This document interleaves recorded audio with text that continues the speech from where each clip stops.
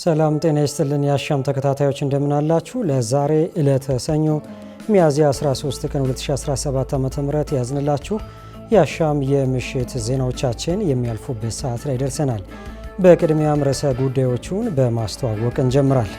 በትንሣኤ በዓል ዋዜማ በተለምዶ ፈረንሳይ ጉራራ በተሰኘው አካባቢ በምግብ ማብሰያ ክፍል ውስጥ ከተፈጠረ ቀላል የእሳት አደጋ ውጭ በዓሉ በሰላም ተከብሮ አልፏል ሲል የአዲስ አበባ እሳትና አደጋ ስጋት አመራር ኮሚሽን ለአሻም ገለጸ። የታላቋ ቄራ አንድነት ጤና ስፖርት ማህበር የፋሲካ በዓልን ምክንያት በማድረግ ከ200 በላይ ለሚሆኑ አቅመ ደካሞች የማዕድ ማጋራት መርሃ ግብር አከናወነ። በከተማዋ የሚስተዋለውን የኑሮ ውድነት ለመቀነስ በህገወጥ ነጋዴዎች ላይ እርምጃ መውሰዱን በኦሮሚያ ክልል የባቱ ከተማ አስተዳደር ለአሻም ገለጸ። ከውጭ የካቶሊክ ቤተ ክርስቲያን ሊቀ ጳጳስ ፖፕ ፍራንሲስ ህልፈት ሕይወትን ተከትሎ ጠቅላይ ሚኒስትር አብይ አህመድን ጨምሮ የዓለም ሀገራት መሪዎች ሐዘናቸውን ገለጹ። ተመልካቾቻችን አስቀድመን ያስተዋወቅናችሁ ርዕሰ ጉዳዮችን ጨምሮ እንደተለመደው የቢዝነስና የስፖርት ዜናዎቻችን ሰዓታቸው ጠብቀው ወደ እናንተ የሚያልፉ ይሆናል። እኔ የዕለቱ ተረኛ አሳላፊ ሙሐመድ ንጉስ አብዱ አብሬያችሁ ቆይታ አደርጋለሁ። አብራችሁ ቆዩ። በትንሣኤ በዓል ዋዜማ በተለምዶ ፈረንሳይ ጉራራ አካባቢ በምግብ ማብሰያ ክፍል ውስጥ ከተፈጠረ ቀላል የእሳት አደጋ ውጭ በዓሉ በሰላም ተከብሮ አልፏል ሲል የአዲስ አበባ እሳትና አደጋ ስጋት አመራር ኮሚሽን ለአሻም ገለጸ። የትንሣኤ በዓል በመዲናችን አዲስ አበባ ከእሳትና መሰል አደጋዎች ተጠብቆ በሰላም ተከብሮ አልፏል። በበዓሉ ዕለትም ሆነ በምሽቱ ክፍለ ጊዜ ምንም አይነት የእሳት አደጋ አላጋጠመም። በዓሉ ዋዜማ በየካ ክፍለ ከተማ ፈረንሳይ ጉራራ እየተባለ በሚጠራው አካባቢ በአንድ የምግብ ማብሰያ ክፍል ውስጥ ቀለል ያለ የእሳት አደጋ አጋጥሟል። ይህም ሊሆን የቻለው ኮሚሽን መስሪያ ቤቱ በዓሉ ከመከበሩ በፊት የቅድመ ጥንቃቄ ማስገንዘቢያ ስራዎችን በከተማዋ በሚገኙ 11ዱም ክፍለ ከተሞች ለማህበረሰቡ በመሰጠቱ ነው ሲሉ ለአሻም በላኩላት መረጃ የገለጹት የተቋሙ ከፍተኛ የህዝብ ግንኙነት ባለሙያ ንጋቶ ማሞ ናቸው። ህብረተሰቡም ኮሚሽኑ ቀደም ብሎ የሰጠውን የጥንቃቄ መልእክት ተግባራዊ ማድረግ በመቻሉ በዓሉ በሰላም መከበሩን አስታውቀዋል።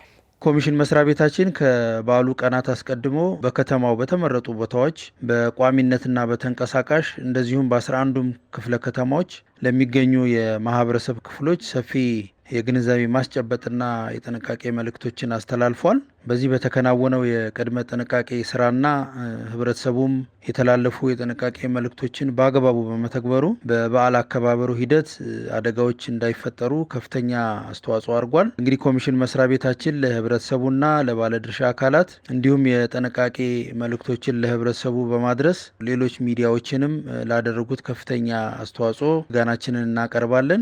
የታላቋ ቄራ አንድነት ጤና ስፖርት ማህበር የፋሲካ በዓል ምክንያት በማድረግ ከ200 በላይ ለሚሆኑ አቅመ ደካሞች የማዕድ ማጋራት መርሃ ግብር አከናወነ። የታላቋ ቄራ አንድነት ጤና ስፖርት ማህበር የፋሲካ በዓል ምክንያት በማድረግ ሚያዝያ 11 2017 ዓ.ም በቄራ አካባቢ ለሚገኙ ከ200 በላይ ለሚሆኑ አቅመ ደካሞች የማዕድ ማጋራት ፕሮግራም አካሂዷል። አዲስ እንግዳ ሰው ተጨማሪ አላት። የታላቋ ቄራ አንድነት ጤና ስፖርት ማህበር የተለያዩ ሃይማኖታዊ በዓላትን ምክንያት በማድረግ ለአቅመ ደካሞች እገዛ እንደሚያደርግ ያስታወቁት የማህበሩ ፕሬዝዳንት ፍጹም ኪሮስ የጥምቀት በዓልን ምክንያት በማድረግ ከ15,000 በላይ ሰዎችን የመመገብ መርሃ ግብር እንደሚያዘጋጅ ተናግረው በቀጣይ ለመስራት የታቀዱ ስራዎች መኖራቸውን አስታውቀዋል። በቀጣይ ህጻናቶችን የማብቃት ለአገር የሚጠቅም ስራዎች መስራት ላይ እንገኛለን። ይሄንን ለማድረግ ብዙ ስራዎች እንሰራለን። እዚህ ላይ የምታየው ፕሮጀክቶች እያንዳንዳቸው ለነገ የሀገር ተተኪዎች ናቸው ብለን እናስባለን። እነሱን ወደ ተሻለ ነገር አምጥቶ ጥሩ ነገር ለማድረግ ነው አላማችን። በንፋስ ስልክ ላፍቶ ክፍለ ከተማ አካባቢ በሚገኘው አልማዝዬ ሜዳ በተዘጋጀው በዚህ መርሃ ግብር ላይ የተገኙት የአዲስ አበባ ወጣቶችና ስፖርት ቢሮ የራስ ኃይሉ ስፖርት ትምህርትና ስልጠና ማዕከል ስራ አስኪያጅ በኃይሉ በቀለ በበኩላቸው ማህበሩ የሚሰራው ስራ ለሌሎች አርአያ መሆን የሚችል ተግባር ነው ሲሉ በማህበሩ የሚሰሩ ስራዎችን ጠቅሰው አመስግነዋል። አርአያ የሚሆን ተግባር ነው። የጤና ስፖርት ማህበር በጣም በስፖርት ዘርፍ ላይ ትልቅ ስራ እየሰራ ነው። ጎን ለጎን ደግሞ እንደዚህ አይነት የሆነ የበጎ ፈቃድ አገልግሎቶችን በክረምት ላይም ትልቅ ስራ ነው የሚሰሩት። በችግኝ ተከላ፣ በደም መለገስ፣ የአረጋውያንን ቤት በማደስ ሁሉ ትልቅ ስራ እየሰሩ ነው። አሁን ደግሞ በበዓላት ጊዜም የየጊዜው በበዓላት ላይ የአካባቢውን ማህበረሰብ በጣም የተቸገሩትን የተጎዱትን ከወረዳው አስተዳደር ጋር በመቀናጀት እያበረከቱት ያለው አስተዋጽኦ ለሌሎችም አርአያ የሚሆን ተግባር በመሆኑ እኔ እጅግ በጣም ደስ ብሎኛል። የመርሃ ግብር ማህበሩ በአመት ውስጥ ከሚሰራቸው ስራዎች መካከል አንዱ ነው ያለው የማህበሩ የህዝብ ግንኙነት ኃላፊ ኮሜዲያን ማርቆስ አቅም ለሌላቸው ለአካል ጉዳተኞች እንዲሁም አጋዥ ቤተሰብ ለሌላቸው ዜጎች የሚደረግ ነው ሲል ስለ ማህበሩ ተናግሯል።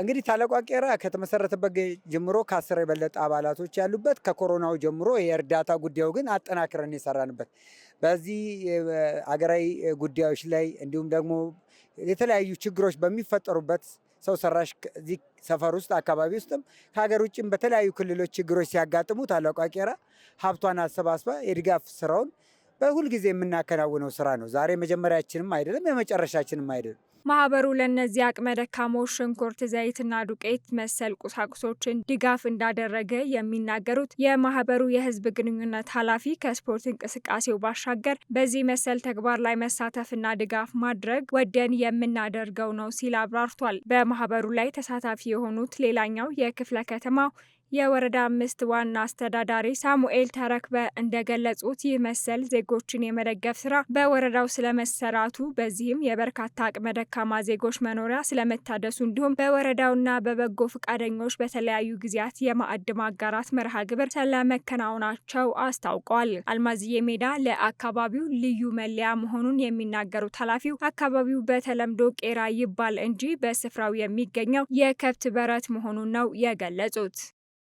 በከተማዋ የሚስተዋለውን የኑሮ ውድነት ለመቀነስ በሕገ ወጥ ነጋዴዎች ላይ እርምጃ መውሰዱን በኦሮሚያ ክልል የባቱ ከተማ አስተዳደር ለአሻም ገለጸ። የባቱ ከተማ አስተዳደር በከተማዋ የሚገኙ ሕገ ወጥ ነጋዴዎች ላይ እርምጃ በመውሰድ በከተማዋ እየተስተዋለ ያለው የኑሮ ውድነት ለመቀነስ እየሰራ መሆኑንም አስታውቋል። ፍራውል ኃይሉ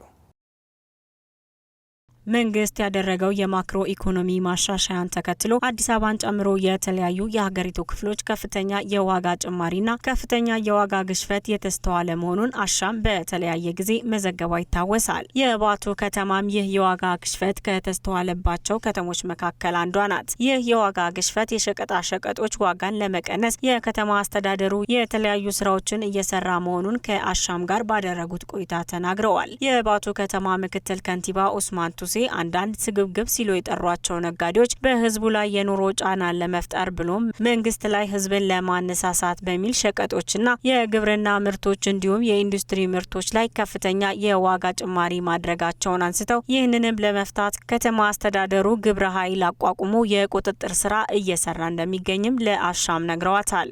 ከኑሮ ውድነት ጋር ተያይዞ ትክክል ነው ያነሳሽው ነገር አንዳንድ ስግብግብ ነጋዴዎች በህዝቡ ላይ ጭምር በመንግስታችንም ላይ የተለያየ ነገር ለማነሳሳት ዋጋ የሚጨመር ነገር የሚታይባቸው እንትኖች ተቋማት አሉ።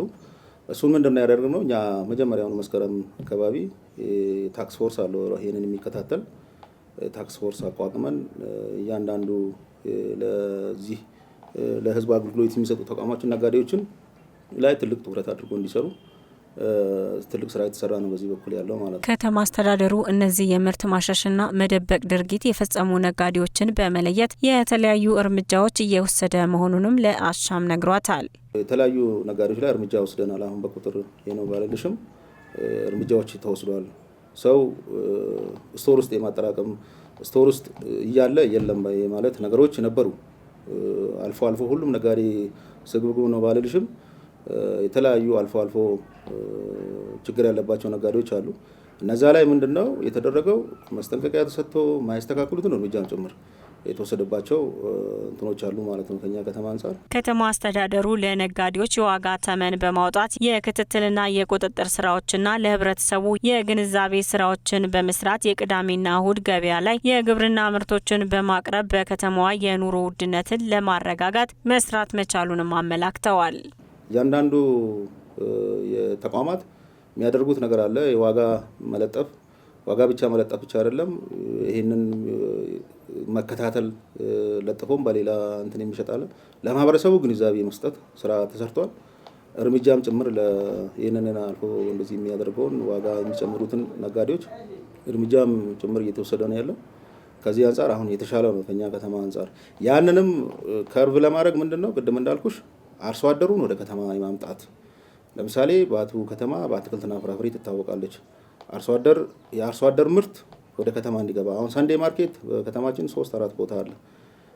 የገበያ ማዕከል በ25 ሚሊዮን ብር በላይ በክልሉ መንግስት ድጋፍ ተሰርቶ አንዳንድ ሽንኩርት ሌሎች ኢንዱስትሪ ምርት ያልሆኑ የግብርና ምርት የሆኑትን በርካሽ ዋጋ እንዲቀርብ እያደረግን በዛ ልክ ሌላውንም ወደ ኋላ የምናስቀርበት ማህበረሰቡም እንዳይጎዳ ትልቅ ስራ ተሰርቷል ማለት ነው። ከዚህም በተጨማሪ ለአርሶ አደሮች በከተማ ላይ የንግድ ቦታዎችን በማመቻቸት ምርታቸውን በራሳቸው ለገበያ የሚያቀርቡበት ሁኔታ በከተማ አስተዳደሩ መፈጠሩንም ምክትል ከንቲባ ኡስማን ቱሲ አክለዋል። እንደ መንግስት የያዝነው ትኩረት አካባቢ ያለውን ነጋዴዎች ማህበረሰብ ገበሬዎችን ወደ ከተማ ቦታ ሰጥተን እንዲሸጥ በቅናሽ ዋጋ ትላልቅ የገበያ ማዕከል የነጋዴ ገበያ ሽንኩርት የሚሸጥ አትክልትና ፍራፍሬ የሚሸጥበትን ያን በማመቻቻት በቅናሽ ዋጋ እንዲሸጥ እየተደረገ ነው። በዛ ምንም ችግር የለብንም። የኢንዱስትሪ ምርት የሆኑት እንትኖች ላይ እዚህ ገበያ የእንትን ግሽበት እሱን እርምጃ እየወሰድን እያስተካከልን እየሰራን ነው ማለት ፈልጋለሁ። ከተማ አስተዳደሩ አሁን ላይም ቢሆን አላግባብ የዋጋ ጭማሪ የሚያደርጉ ህገወጥ ነጋዴዎች ላይ እርምጃ መውሰዱን ገልጾ በከተማዋ የተረጋጋ የግብይት ስርዓት ለመፍጠር እየሰራ መሆኑንም ለአሻም ነግረዋታል። አፍሪካ በቂ የተፈጥሮ ሀብት ቢኖራትም በአግባቡ አገልግሎት ላይ እያዋለች አለመሆኑ ተተቸ። በአህጉሪቷ የኢንዱስትሪው ዘርፍ ትኩረት እንዲሰጠው እየሰራ እንደሚገኝ ለአሻም የገለጸው የአፍሪካ ፔትሮሊየም ምርት ካምፓኒ ነው። ብርሃን እሸቴ ዝርዝር አለ። አፍሪካ የተፈጥሮ ሀብቷን ያለ ብክነት የምትጠቀምበት ጊዜው አሁን ነው ሲሉ መቀመጫውን በኮንጎ ያደረገው የአፍሪካ ፔትሮሊየም ምርት ካምፓኒ ዳይሬክተር ታሂር ነጃህ ተናግረዋል። ታሂር ከአሻም ጋር በነበራቸው ቆይታ ካምፓኒው አህጉሪቱ የዘይትና ፔትሮሊየም ምርቷን እንድታሳድግ የሚያስችላትን ስራ እየሰራ እንደሚገኝ አስረድተዋል። ለዚህ የሚረዳ ዘንድ ሀገራቱ ትብብር እንዲፈጥሩ መደረጉን ተናግረዋል።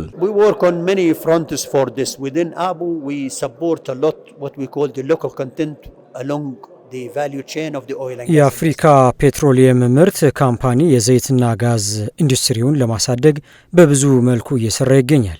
ሀብታችንን ወደ እሴት ለመቀየር ከአፍሪካ ውጭ ከሆኑ ድርጅቶች ጥገኛ ሆነን ቆይተናል። ያ መሆን የለበትም ብዬ አምናለሁ። አፍሪካ የተፈጥሮ ሀብቷን ለመጠቀም በትኩረት እየሰራች ነው። በዚህ ዘርፍ ብዙ እድሎች አሉ። አህጉራዊ ትብብር ፈጥረን እየሰራን እንገኛለን። And this is what we are focusing on now by establishing what we call local content roundtable series. አፍሪካ በተፈጥሮ ሀብት የታደለች ሀገር ናት ያሉት ዳይሬክተሩ፣ ነገር ግን ይህን ሀብቷን የተጠቀመችበት ነው ማለት እንደማይቻል ገልጸዋል። በተለይ ደግሞ አፍሪካ ከሌሎች ክፍላት አህጉራት አንጻር ያላት የሰው ኃይል ትልቅ ስጦታ ነው ብለዋል። Africa is very rich in all resources, all energies, and there is a lot that need to be done. And what's not being done now, there are አፍሪካ በሁሉም ሀብት ባለጸጋ ናት። ነገር ግን ይህን ሀብቷን በብዙ እንቅፋቶች ምክንያት እየተጠቀመቻቸው አይደለም። የመጀመሪያው በኢኮኖሚ እጥረት ነው። ሁለተኛው ደግሞ የመልካም አስተዳደር ችግር። እነዚህ ተግዳሮቶች ካልተፈቱ የተፈጥሮ ሀብትን በአግባቡ መጠቀም አያስችልም። ብዙ ሀገራት ብዙ አምራች የሰው ኃይል የላቸውም። በተቃራኒው አፍሪካ በሰው ሀብት የታደለች ናት። ያለንን የሰው ኃይል አቅም በማሳደግ አፍሪካን ለማሳደግ እድል መስጠት ያስፈልጋል። All what we need is to enable them to have the skills they need to participate and to give them the opportunity to develop Africa and to industrialize the continent. ታሂር የሚያስተዳድሩት ተቋም በአፍሪካ የኢንዱስትሪው ዘርፍ እንዲስፋፋ ለማድረግ ሀገራቱ ትብብር እንዲፈጥሩ እየሰራ እንደሚገኝ አስረድተዋል። You know, at ABU we support, and among other efforts, we support capacity building within all the continent. የአፍሪካ ፔትሮሊየም ምርት ካምፓኒ የአቅም ግንባታ ስራዎችን ይደግፋል። በተለየ መልኩ ለኢንዱስትሪ ዘርፍ ትኩረት ይሰጣል። ሁሉም የአፍሪካ ክፍል በኢንዱስትሪ የበለጸገ ሊሆን ይገባል። Or to the need of the whole continent as the continent is industrializing. የአፍሪካ ፔትሮሊየም ምርት ካምፓኒ ዋና መቀመጫው በኮንጎ ዋና ከተማ ብራዛቪል መሆኑ ይታወቃል። ለዘርፉ እድገት ማነቆ የሆኑ ችግሮች ለመቅረፍ በሚያስችሉ ስራዎች ላይ መጠመዱን የኢትዮጵያ ኮንስትራክሽን ባለስልጣን አመለከተ። ኮንስትራክሽን ለሀገር ግንባታና ለስራ ፈጠራ ዕድል ከፍተኛ ሚና እያበረከተ እንደሚገኝ ከአሻም ጋር ቆይታ ያደረጉት የኮንስትራክሽን ማኔጅመንት ኢንስቲትዩት ዋና ዳይሬክተር ኢንጂነር ታምራት ሙሉ ተናግረዋል።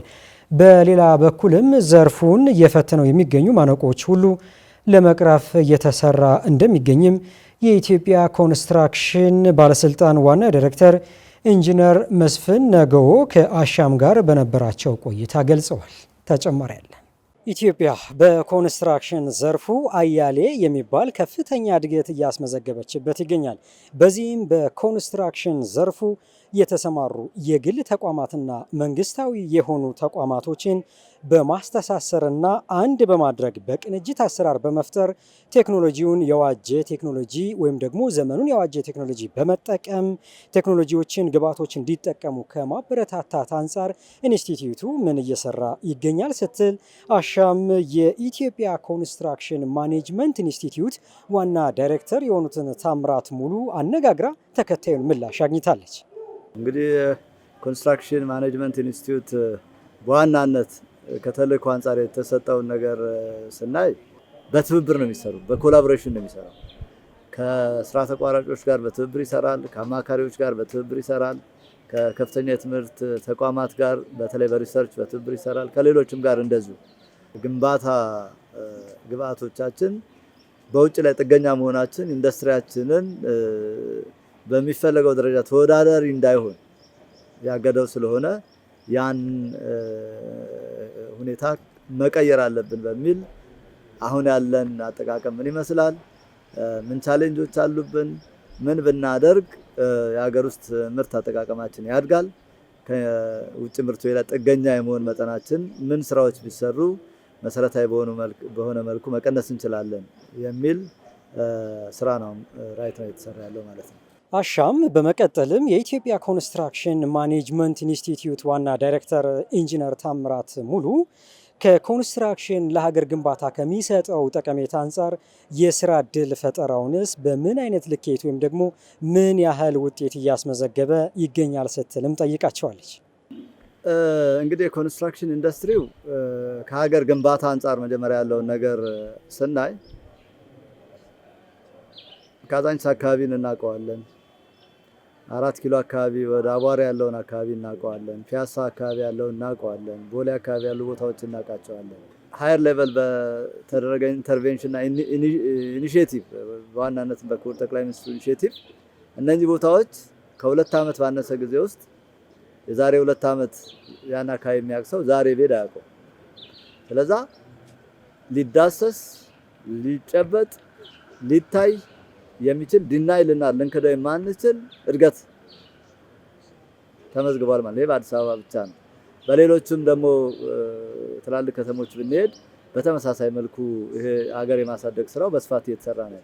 ከስራ ዕድል ፈጠራ አንጻር ስናይ የኮንስትራክሽን ዘርፉ በግንባታ ወቅት ላይ በቀጥታ በግንባታ ስራ ላይ ለሚሳተፉ መሐንዲሶች፣ የስራ ተቋራጮች፣ ለግንበኛው፣ ለአናጢው፣ ለፎርማኑ፣ ለቀን ሰራተኛው፣ በዲዛይን ስራ ላይ ለሚሳተፉት ለአርኪቴክቶች፣ ለስትራክቸራል መሐንዲሶች፣ ለኤሌክትሪካልና ለሳኒተሪ መሐንዲሶች ጠቅለል ሳደርገው ለከፍተኛ ባለሙያዎች፣ ለመካከለኛ ባለሙያዎች እንዲሁም ደግሞ በጉልበታቸው ለሚሰሩ ከፍተኛ የሆነ የስራ ዕድል የሚፈጥር ነው። የኮንስትራክሽን ዋጋዎች ከጊዜ ወደ ጊዜ መጨመር ደግሞ የዘርፉ ባለሙያዎች እንደሚያሳስባቸው ከአንድም ሁለት ሶስቴ ሲናገሩ ይስተዋላል። ለዚህ ደግሞ ዋነኛው ምክንያት መንስኤው ሁለት አይነት እንደሆኑ የኢትዮጵያ ኮንስትራክሽን ባለስልጣን ዋና ዳይሬክተር ኢንጂነር መስፍን ነገዎ ለአሻም ነግረዋታል። ዋጋ መናር መንስኤው በሁለት ከፍለን ማየት እንችላለን። አንደኛ ዓለም አቀፋዊ ሁኔታና ሁለተኛው ደግሞ ሀገር ውስጥ ያሉ ሁኔታዎች ናቸው።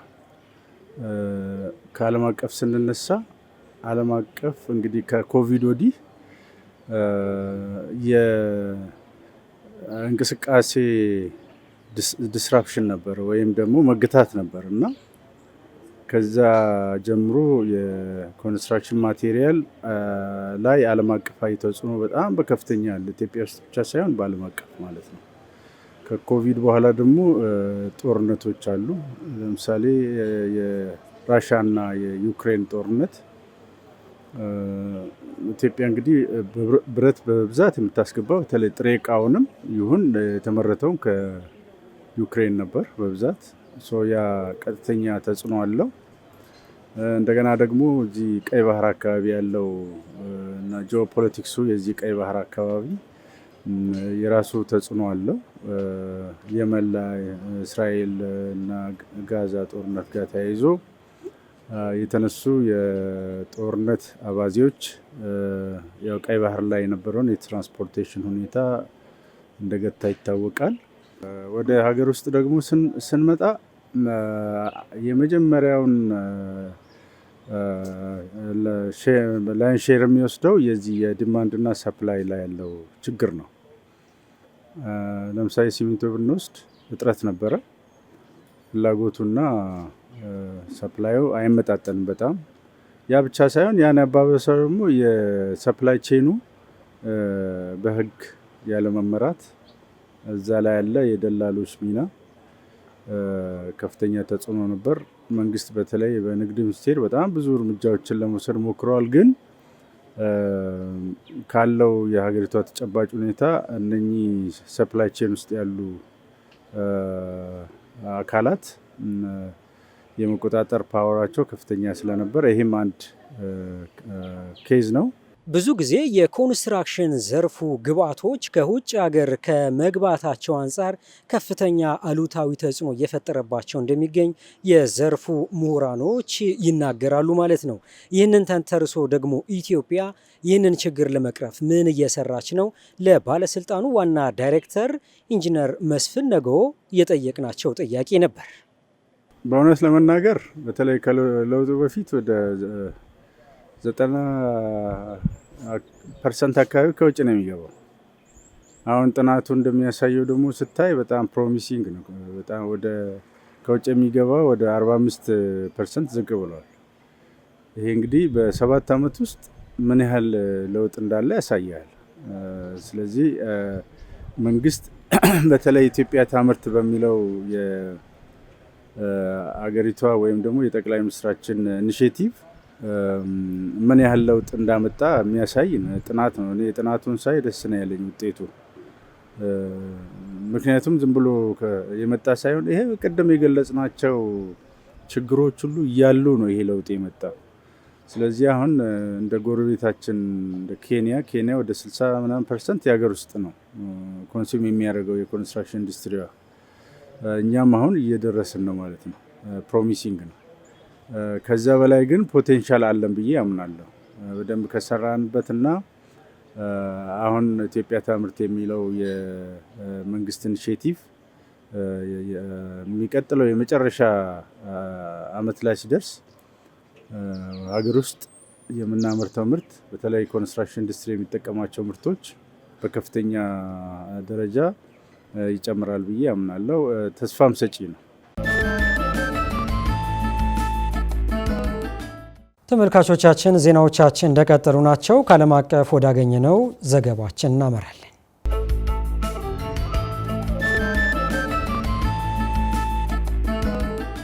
የካቶሊክ ቤተ ክርስቲያን ሊቀ ጳጳስ ፖፕ ፍራንሲስ ህልፈት ህይወትን ተከትሎ ጠቅላይ ሚኒስትር አብይ አህመድን ጨምሮ የዓለም ሀገራት መሪዎች ሀዘናቸውን ገለጹ። ጳጳሱ ዛሬ ሰኞ ሚያዝያ 13 2017 ዓ.ም በፋሲካ በዓል ማግስት ቫቲካን ውስጥ በሚገኘው ካዛ ሳንታ ማርታ መኖሪያ ቤታቸው ውስጥ በ88 ዓመት ዕድሜያቸው ማረፋቸውን የካቶሊክ ቤተ ክርስቲያን አስታወቀች። የጳጳሱ ሕልፈት ተከትሎ የፈረንሳይ፣ የጀርመን፣ የህንድ፣ የኢትዮጵያ፣ የእስራኤል፣ የአውስትራሊያ፣ የኒውዚላንድ፣ የፓኪስታን፣ የሊባኖስ እና የማልታ ሀገራት መሪዎች ቀድመው ሀዘናቸውን ከገለጹ ሀገራት መካከል ይገኙበታል። ተጨማሪ ያለን እንደ አውሮፓውያን አቆጣጠር በ2021 ጀምሮ ለረዥም ጊዜያት በከባድ የጤና ችግር በሕክምና ላይ የቆዩት የካቶሊክ ቤተ ክርስቲያን ሊቀ ጳጳስ ፖፕ ፍራንሲስ በዛሬው ዕለት ማረፋቸውን ቫቲካን አስታውቃለች።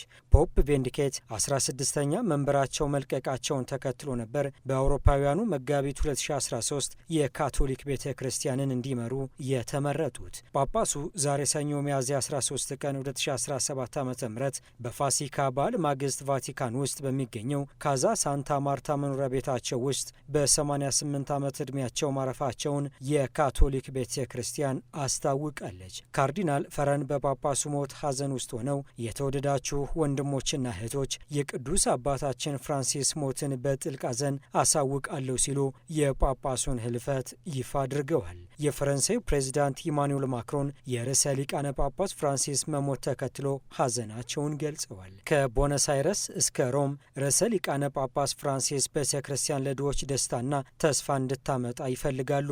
ሰዎችን እርስ በርስና ከተፈጥሮ ጋር አንድ ለማድረግ ይህ ተስፋ ከሱ ባሻገር ያለማቋረጥ ይነሳል ሲሉ ማክሮን በሰጡት መግለጫ ገልጸዋል። የጀርመን ቻንስለር ፍሬድሪክ መርዝ በበኩላቸው የርዕሰ ሊቃነ ጳጳስ ፍራንሲስ ሞት ሐዘን እንደተሰማቸው ገልጸው ፍራንሲስ ለደካማ የህብረተሰብ አባላት ፍትህና እርቅ ለመውረድ ባሳዩት ቁርጠኝነት ይታወሳል ሲሉ በኤክስ ገጻቸው ላይ በሰጡት የሐዘን መግለጫ አስታውቀዋል። የአውሮፓ ኮሚሽኑ ፕሬዚዳንት ኡርሱላ ቮን ዴር ሊየን የሐዘን መግለጫ በኤክስ ገጻቸው ያጋሩ ሲሆን ጳጳሱ ከካቶሊክ ቤተ ክርስቲያን ባሻገር በሚሊዮን የሚቆጠሩ አነሳስተዋል፣ በትህትና ና ለታናሽ ፍቅራቸው አሳይተዋል ሲሉ ገልጸዋል። የህንድ ጠቅላይ ሚኒስትር ናሬንድራ ሞዲ በበኩላቸው በጳጳሱ ሕልፈት ህይወት በጣም አዝኛለሁ ብለዋል። በዚህ የሐዘንና የመታሰቢያ ሰዓት ልባዊ ሐዘንን ለዓለም አቀፉ የካቶሊክ ማህበረሰብ ርዕሰ ሊቃነ ጳጳሳት ፍራንሲስ ሁልጊዜ በዓለም ዙሪያ በሚሊዮን የሚቆጠሩ የርኅራሄ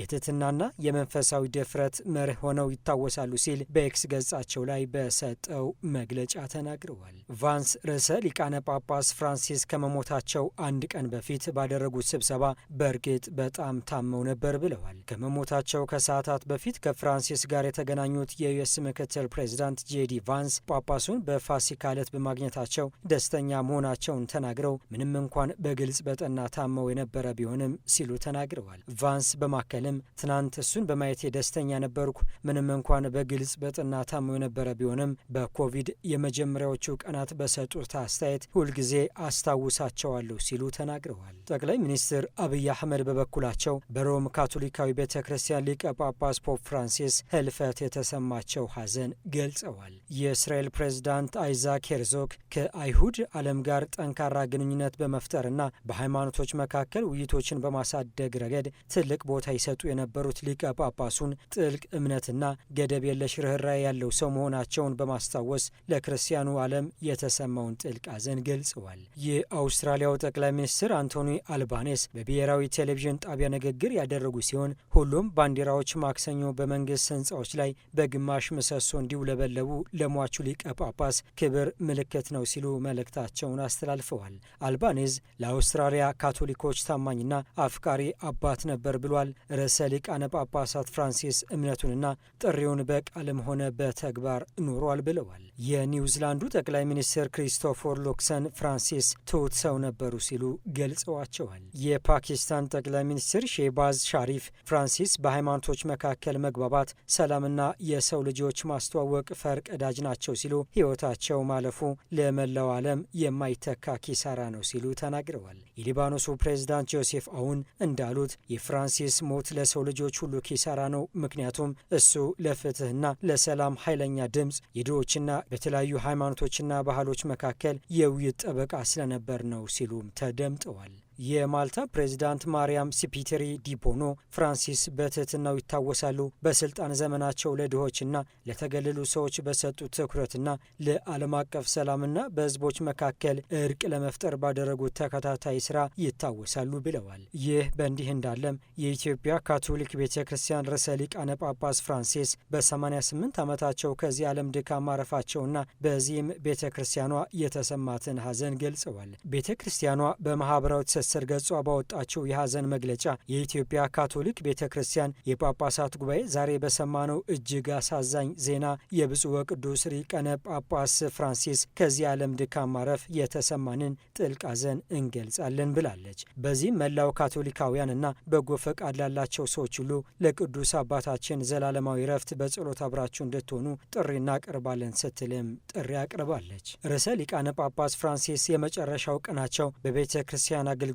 አሳልፈዋል። የፋሲካ በዓል ላይም ተሳትፈዋል ተብሏል። የ88 ዓመቱ ሊቀ ጳጳስ ዋናው የቅዱስ ሳምንትና የትንሣኤ አገልግሎቶችን ባይመሩም ሐሙስ ዕለት በሮም እስር ቤት 30 ደቂቃዎችን ያሳለፈና ቅዳሜ ምሽት የቅዱስ ጴጥሮስ ቤተ ክርስቲያንን ጎብኝተዋል። በኋላም በቅዱስ ጴጥሮስ አደባባይ ለተሰበሰቡ ሰዎች ጳጳሱ ተገኝተው ሰላም የሰጡ ሲሆን ይህም ሆስፒታል ከገቡ በኋላ ለመጀመሪያ ጊዜ እንደሆነም ተነግሯል። ርዕሰ ሊቃነ ጳጳስ ፍራንሲስ ጋር የተገናኙት የመጨረሻው የውጭ ሲቪክ ሹም ከሆኑት ከዩኤስ ምክትል ፕሬዚዳንት ጄዲ ቫንስ ጋር አጭር ቆይታም አድርገዋል። ዝርዝር ዘገባውን ስናዘጋጅ ሲኤንኤን፣ አልጀዚራ፣ ቢቢሲ እና ሮይተርስን በማኝነት ተጠቅመናል።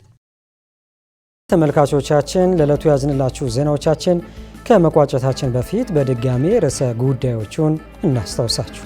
በትንሣኤ በዓል ዋዜማ በተለምዶ ፈረንሳይ ጉራራ በተሰኘው አካባቢ በምግብ ማብሰያ ክፍል ውስጥ ከተፈጠረ ቀላል የእሳት አደጋ ውጭ በዓሉ በሰላም ተከብሮ አልፏል ሲል የአዲስ አበባ እሳትና አደጋ ስጋት አመራር ኮሚሽን ለአሻም ገለጸ። የታላቋ ቄራ አንድነት ጤና ስፖርት ማህበር የፋሲካ በዓልን ምክንያት በማድረግ ከ200 በላይ ለሚሆኑ አቅመ ደካሞች የማዕድ ማጋራት መርሃ ግብር አከናወነ። በከተማዋ የሚስተዋለውን የኑሮ ውድነት ለመቀነስ በህገወጥ ነጋዴዎች ላይ እርምጃ መውሰዱን በኦሮሚያ ክልል የባቱ ከተማ አስተዳደር ለአሻም ገለጸ። ከውጭ የካቶሊክ ቤተ ክርስቲያን ሊቀ ጳጳስ ፖፕ ፍራንሲስ ህልፈት ህይወትን ተከትሎ ጠቅላይ ሚኒስትር አብይ አህመድን ጨምሮ የዓለም ሀገራት መሪዎች ሐዘናቸውን ገለጹ። ተመልካቾቻችን ለዛሬ ዕለተ ሰኞ ሚያዝያ 13 ቀን 2017 ዓ.ም ያዝንላችሁ ዜናዎቻችን በዚሁ ተቋጭተዋል።